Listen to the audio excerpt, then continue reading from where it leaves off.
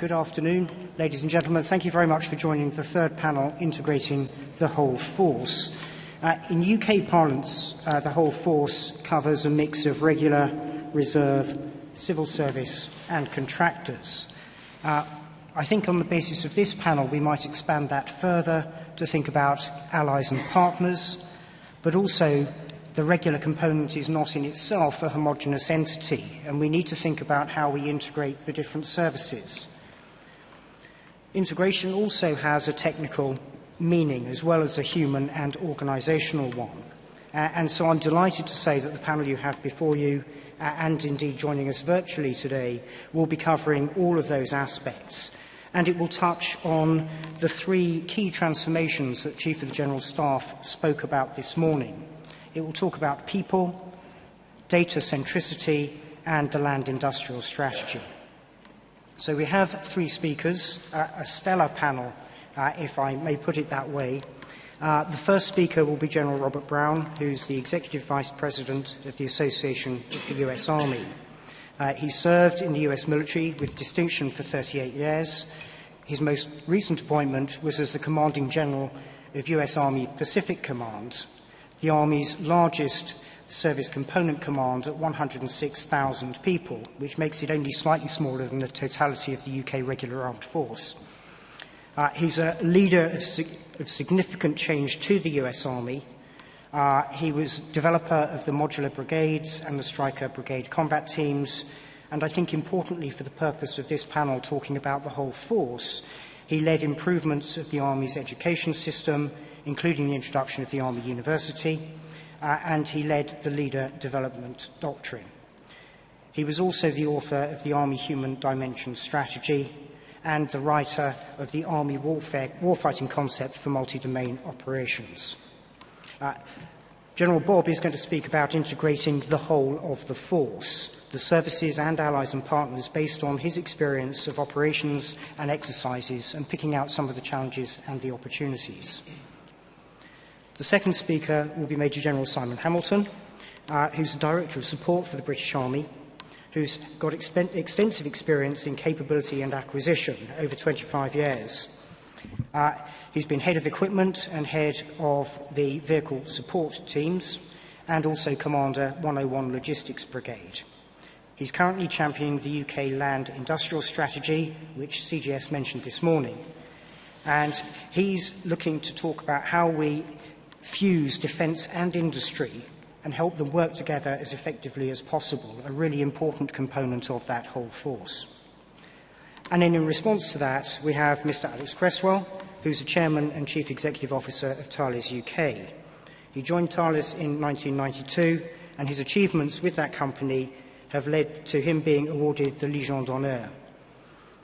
He has a 35-year global career with aerospace and defence, so he's ideally placed to provide an industry perspective on what fusing might look like from the other side, because this is a partnership.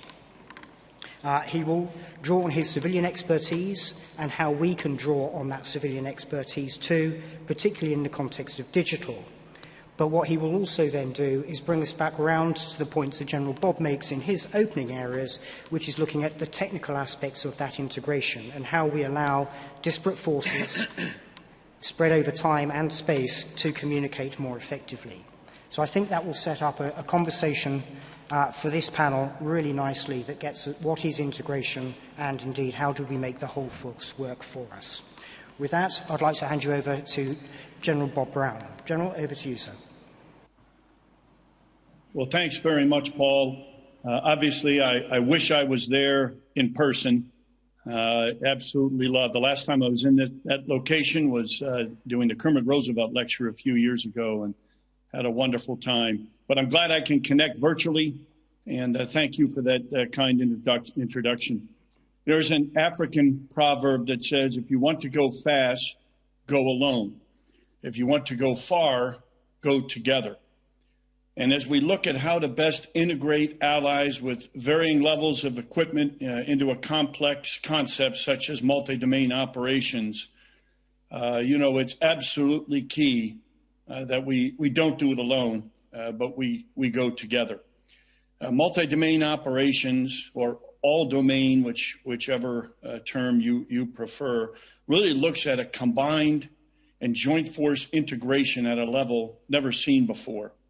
And it will produce the range, the speed, and the convergence of capabilities in all domains that will enable us to leverage technology needed to get to decision dominance and have overmatch to win when needed.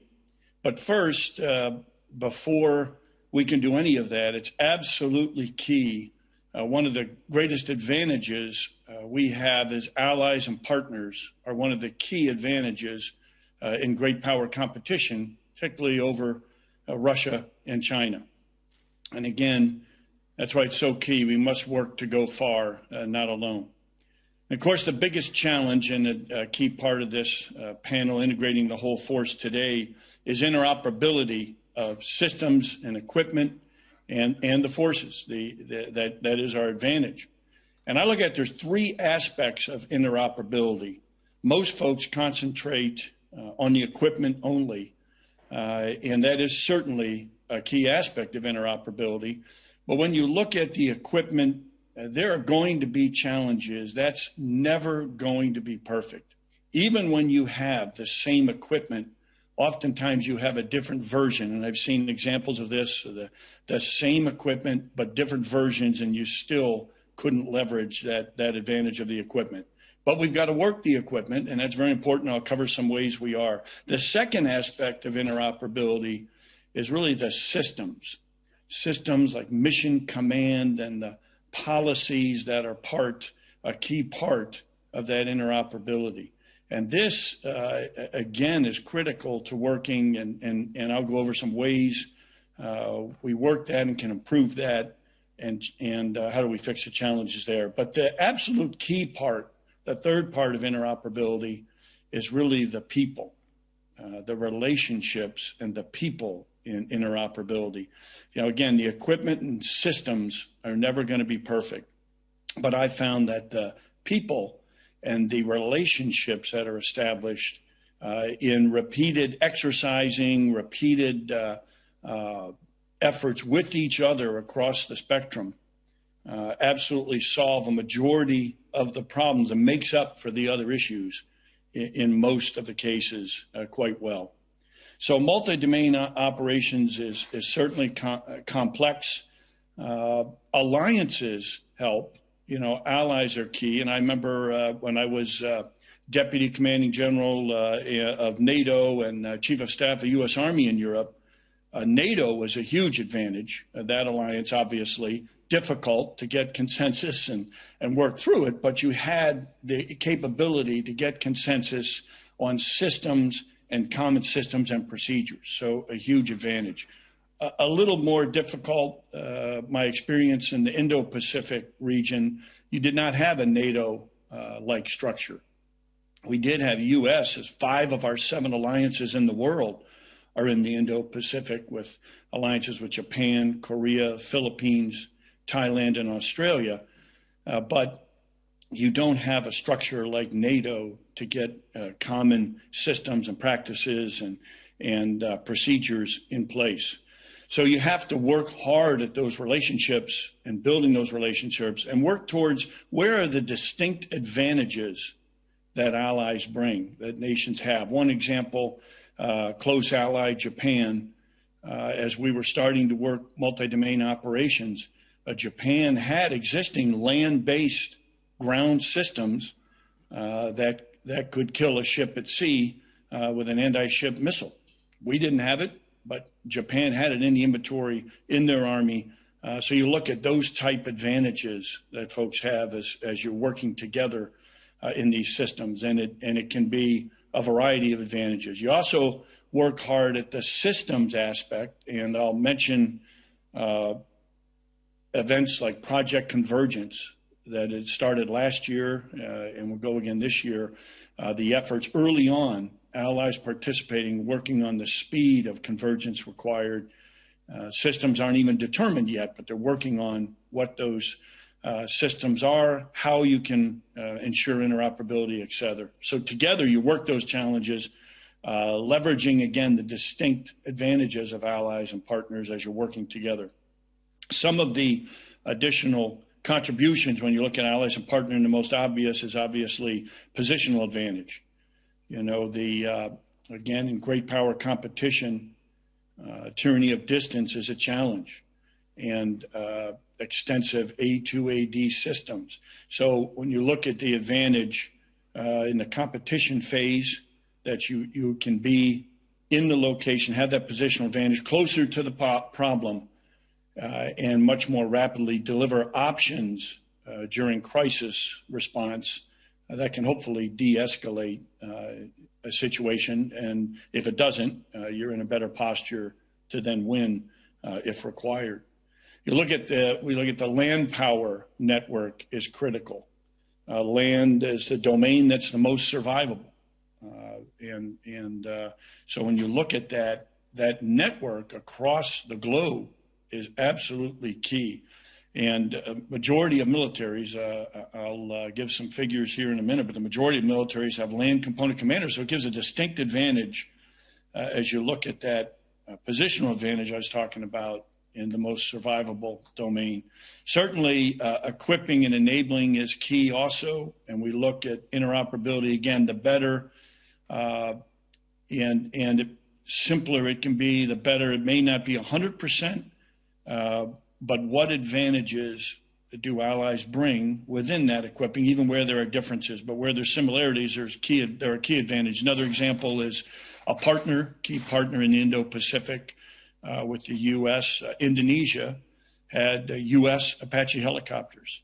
Being on the border of the South China Sea, that's a huge advantage. And so what are these advantages? How can you leverage those as we look towards the future warfighting concept and how we maintain, in this case, a free and open Indo-Pacific region?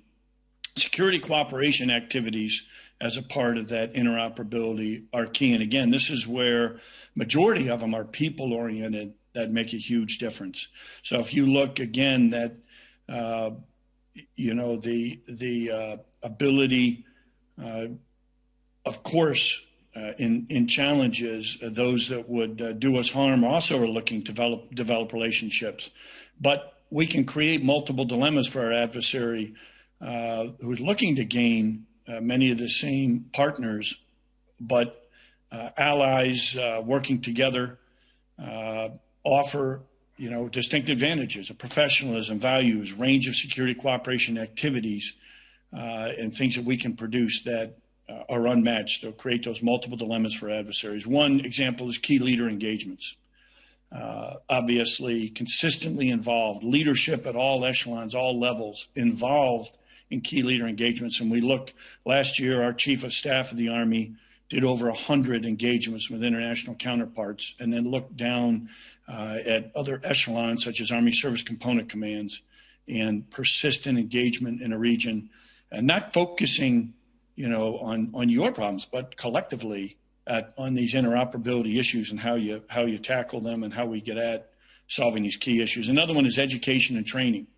Absolutely key. And you look at, you're educating within the system, and you're learning at the same time as your partner, your ally. You're learning the same capabilities, and so that education is fundamental. And last year, for example, over 7,000 foreign students were in U.S. schools, and we have a commitment in the next 5 years.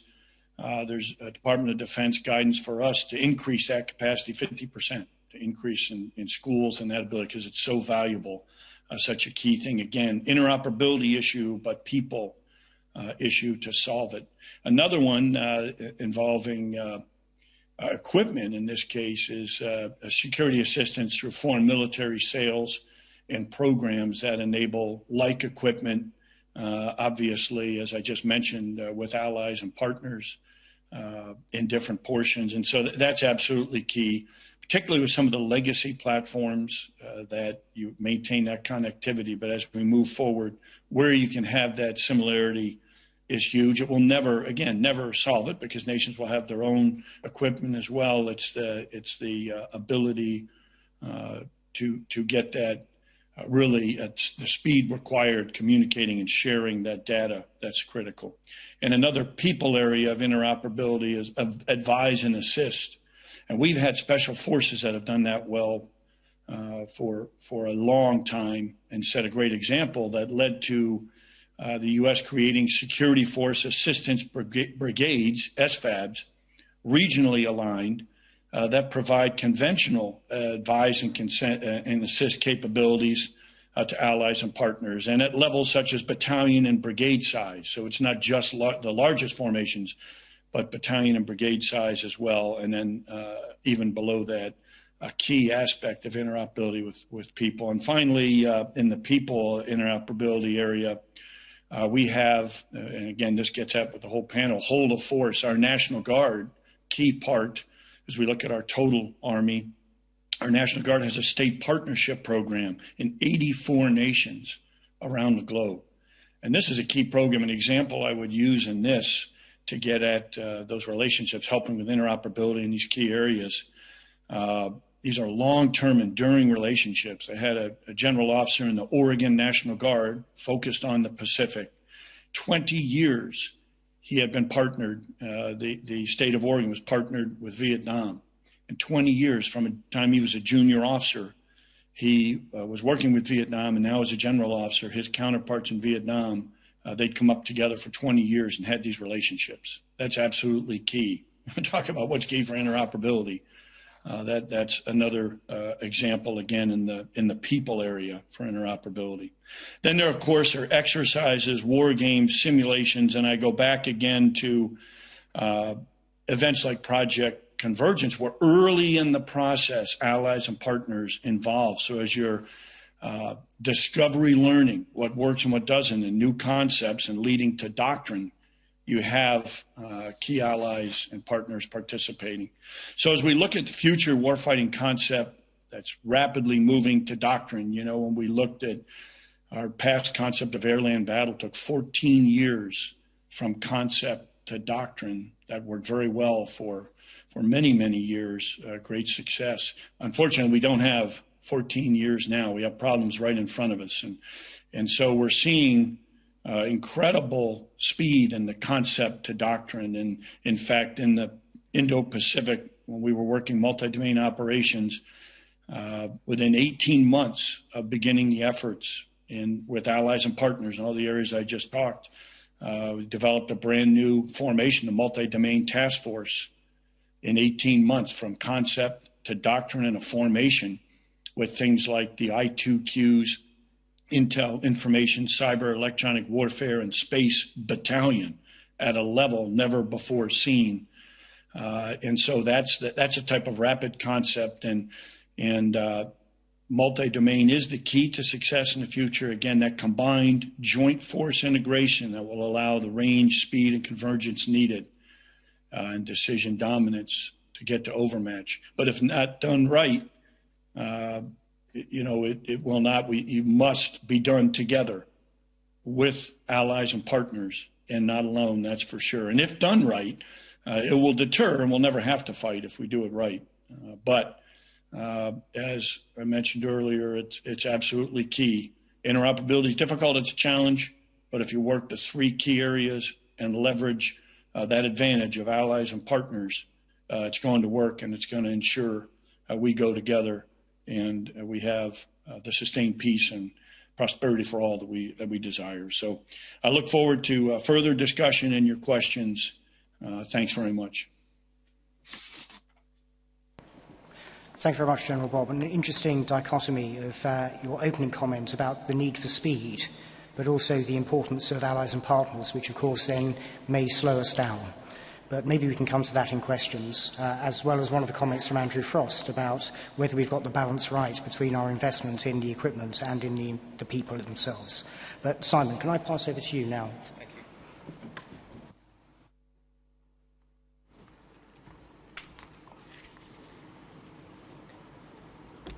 Well, good afternoon, everyone, and I'm grateful to RUSI for the opportunity to discuss this critical theme of integration, along with General Brown and Alex. And I'm also delighted there are so many people from industry here today, perhaps unsurprising given the very crucial part a land industrial strategy plays in the important agenda. And certainly, for as long as I've been serving, we've talked about integrating through a whole force approach with industry to improve our acquisition ability. And if we ever needed a reminder of the case of transformation, it is probably simply this. The Army has 35 discrete platforms. It's got 400 different variants and 26 different engine types. Few of these platforms have been upgraded or are digitally enabled. And if they were cars, we would call many of them vintage. Those of you in industry will know that many of the companies that built them have long since disappeared, making supporting these platforms an ever more specialist game. Our recent history also shows we have been slow to procure our equipment and mission systems. Challenger 3 is the first major equipment upgrade since we installed Bowman over a decade ago. Historically, we have mobilised industry to deliver major programmes, invariably paying the set-up costs, but after the initial procurement, industry has withered in the 10 to 20 years it has taken to fund an upgrade. And it is fair to reflect this story has led to a feast-to-famine cycle for industry. Export success may have helped, but despite some great British companies who export all around the world, it is notable that the last major export was supported by the British Army, was Challenger 2 to Oman back in the 90s. Perhaps now, more than ever, we need to put in place a better formula for integration with industry. Because as CGS mentioned earlier, the character of warfare is changing, and our equipment must also change if we are to remain competitive. In this information age, we need more pace and we need more agility. And of course, that can't be at any cost, and we still need to demonstrate value for money. And that demands a level of democratic oversight. And while bureaucratic behaviours are not always welcome, it's equally true that shortcuts don't always lead to better capability. But that doesn't mean we can't be smarter about how we approach the value for money proposition, especially when we consider it at the portfolio level. The macro question here is whether reform is possible. And while there are advantages to the previous policies of international competition by default, this does contrast with the approach of some of our allies and certain industry sectors. Those that have tended to perform well on industrial matters have focused heavily on strategic partnerships with industry. Perhaps the first step in making reform possible is a shift in the right places to this approach. The good news is we are taking steps to address this, and the new Defence and Security Industrial Strategy marks a significant shift in this policy. It recognises the importance of operational independence and the need to preserve certain land industrial and technology sectors. And to achieve this, we are developing a land industrial strategy. At the heart of this strategy will be longer-term relationships with industry that will guide better investment choices. For instance, we will focus more on sustained military advantage. We need assured access to the industrial capabilities that allow us to adapt quickly, certainly in those land and technology sectors that we consider priority for our operational independence. But this is not about doing it alone. As Churchill said, there is only one thing worse than fighting with allies, and that is fighting without them. So we need successful international collaboration from the very outset. And to ensure the UK can do its bit, we need an innovative, productive and globally competitive industrial base. Furthermore, as the net zero agenda picks up pace, we must seize the opportunity to target a more environmentally sustainable enterprise. Green technologies have the potential to improve survivability, reduce logistic need and increase onboard power. Our industry is world-leading in some of these areas, and this is an agenda that is rightly important to our people. But I'm acutely conscious of the need to turn strategy into action. And the lessons of the past tell me that without the ability to turn our research and development into fielded capability, and without the acquisition processes to enable faster delivery, and without a visible and stable pipeline of investment, and without the right collaborative behaviours in place, much of what I have said will simply come to naught. So there is a need to act if we are to implement a land industrial strategy. We will therefore look to rationalise our fleet. This will reduce the cost of ownership, enabling greater commonality and modularity, leaving a range of capabilities defined increasingly by their mission systems and the network that connects them. Our new capabilities will adopt open architectures, and we will work with industry to get to a minimum viable product that can be fielded quickly and then continuously developed and at affordable through-life cost, spreading our investment with industry over a longer period. To enable this, we seek to put our Sunrise capabilities on longer-term integrated support arrangements. These will focus on performance availability outputs and incorporate a more regular and iterative programme of upgrades. And all of this will help us adapt to emerging threats.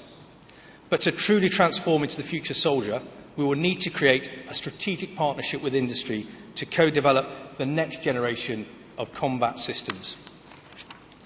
This partnership will exploit the transformational opportunities of technologies such as AI, supercomputing, robotics, autonomy, and novel power. And by creating a steadier pipeline of research and development funding that charts a course beyond the infamous valley of death, we hope to better incentivise joint investment in the capabilities we need, including system architects, data scientists, software developers, many of whom will ideally serve as reserve forces to reach the very extremes of our military environment. This will mean working with a range of UK industries, and I want to challenge the Army and industry to pull through some of the innovative talent in our smaller enterprises and with non-traditional suppliers. And to maximise the value of our investments, we will pursue a new cross-government leadership group that can provide greater support to land exports. I'll conclude by stating I genuinely believe we can create a better formula for integration that is mutually beneficial to the Army, to industry and to our allies. And we must, because we need more pace and we need more agility in our acquisitions. Our £23 billion investment in Army modernisation over the next 10 years means we have a generational opportunity to reset the cursor. It is with all of this in mind that we intend to mature the land industrial strategy over the summer, consulting closely with industry on its content with a view to its publication later this year. For now, though, thank you for taking the time to listen, and I look forward to any questions. Thank you very much, Simon. Alex, I'd be interested in your views from industry looking back into defence, if that's okay now. Thank you.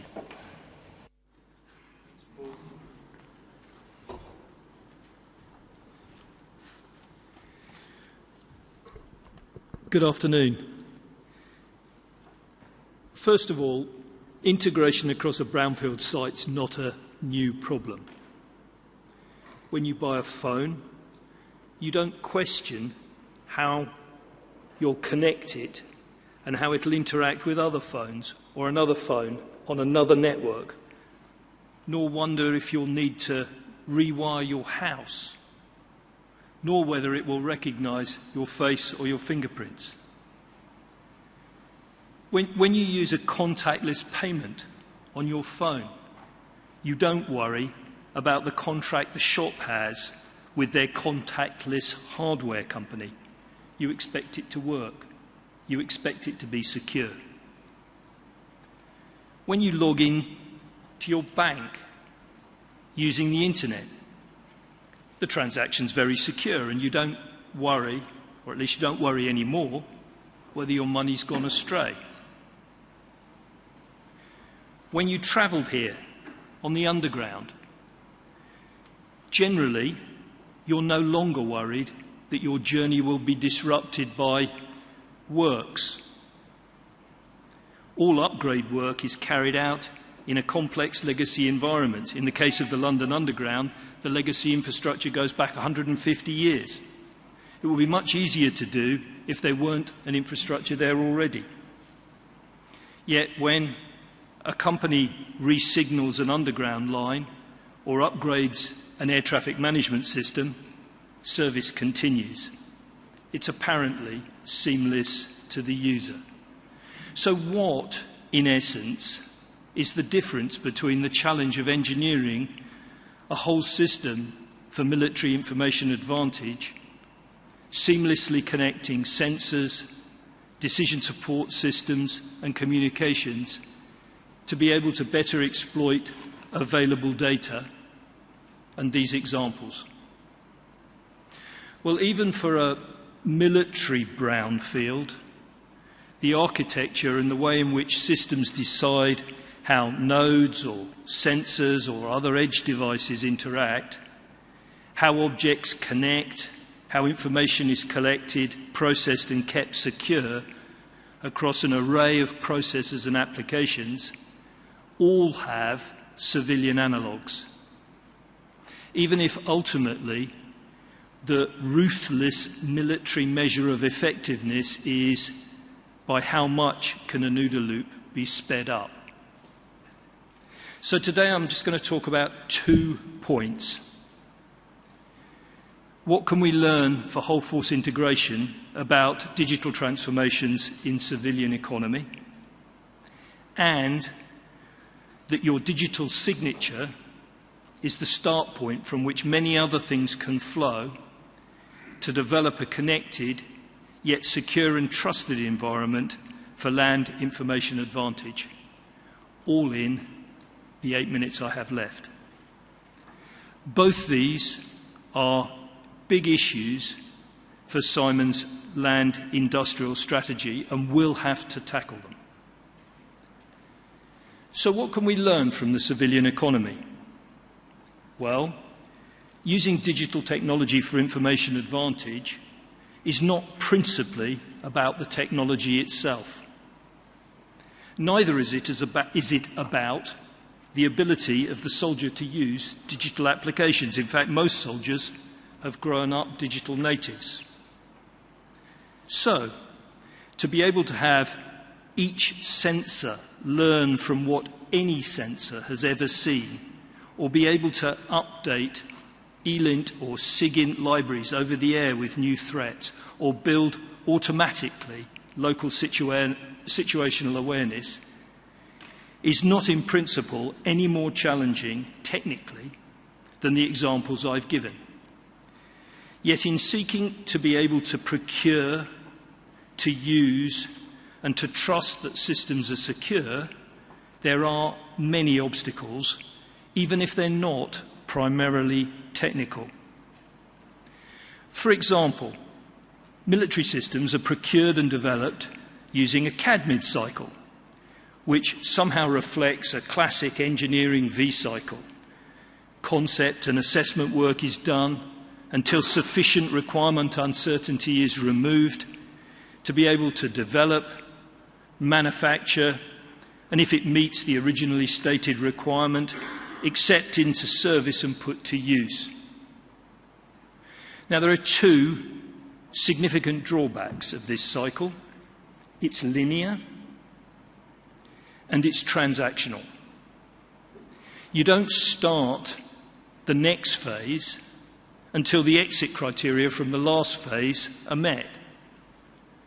And as a consequence of that, engineers don't interact with users very much at all, and seldom before the concept is already formed, by which time the risk already inherent in the requirement is already inherent in the requirement statement, even if it's not at that point visible or quantifiable. And the point where there is the most potential for innovation is already past. Now, this is clearly not the case for most digital products, where hardware and software cycles run at different rates, and software, security, and many other things are often procured as a service. Here, architecture with open interfaces permit parallel developments, highly reliable and rapid automated testing is widespread, and acceptance is already done when you agree the terms of the app that you click on to install it. Agile methodologies applied to the cadmium cycle would see a series of short, fixed duration concept, assessment and development mini-cycles superimposed onto longer hardware cycles. One could imagine using operational advantage criteria to determine the priorities of each combat system integration. Agile software methodologies should also put the user experience at the heart of each short development iteration. Now, what this will do is place the developer and the user in much closer proximity for much more of the project life, which will also lead to rapid innovation in the way that equipment can be used, the doctrine line of development as I understand it.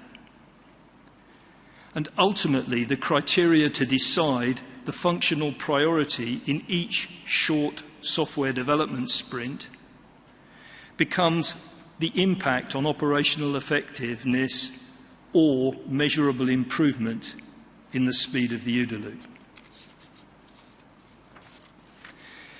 Thus, the processes of the whole force will have to become much more integrated with industry and engineers, of course requiring a much more collaborative approach.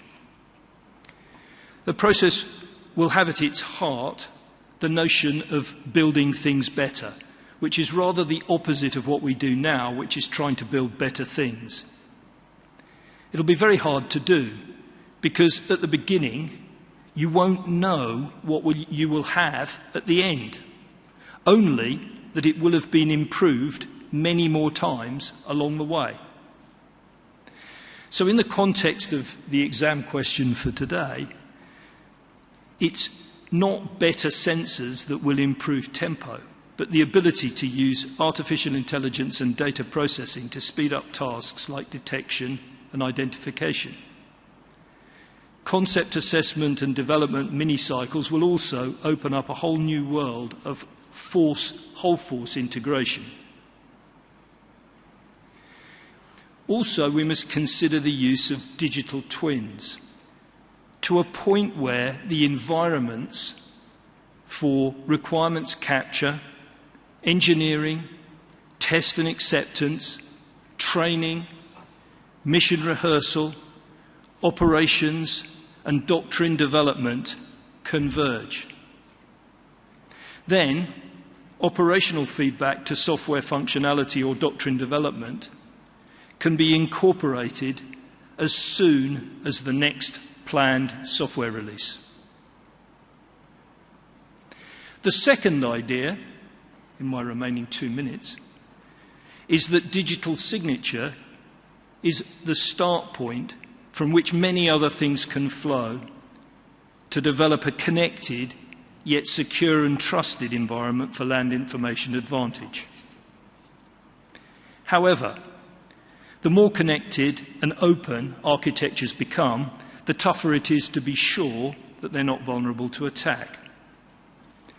At the moment, much military security still relies on separation, the strict control of connection, and the protection of perimeter.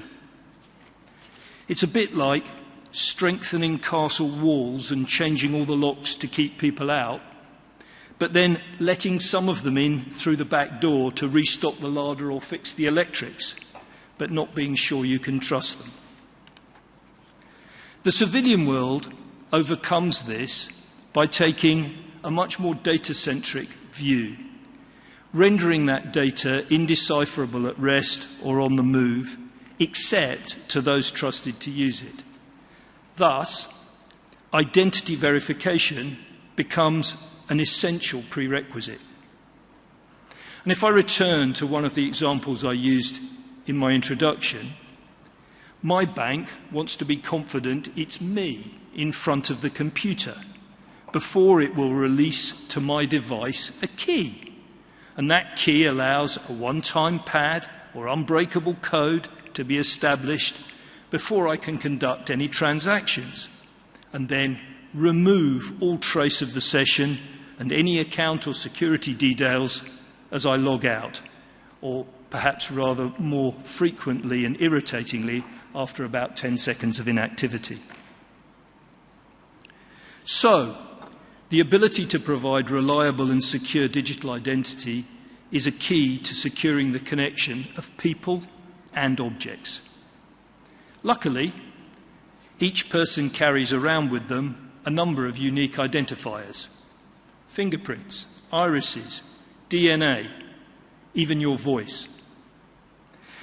So as we become more accustomed to trusting the use of biometry to cross-check identity, the more we will be able to open up military networks and interfaces, establishing the digital trust necessary to transform information advantage of the whole force, speeding up OODA loops all round.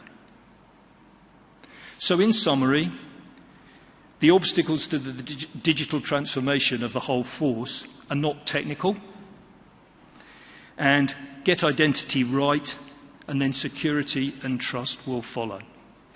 10 minutes, 15 seconds. Thank you very much for that, Alex. And thank you to all of the panellists.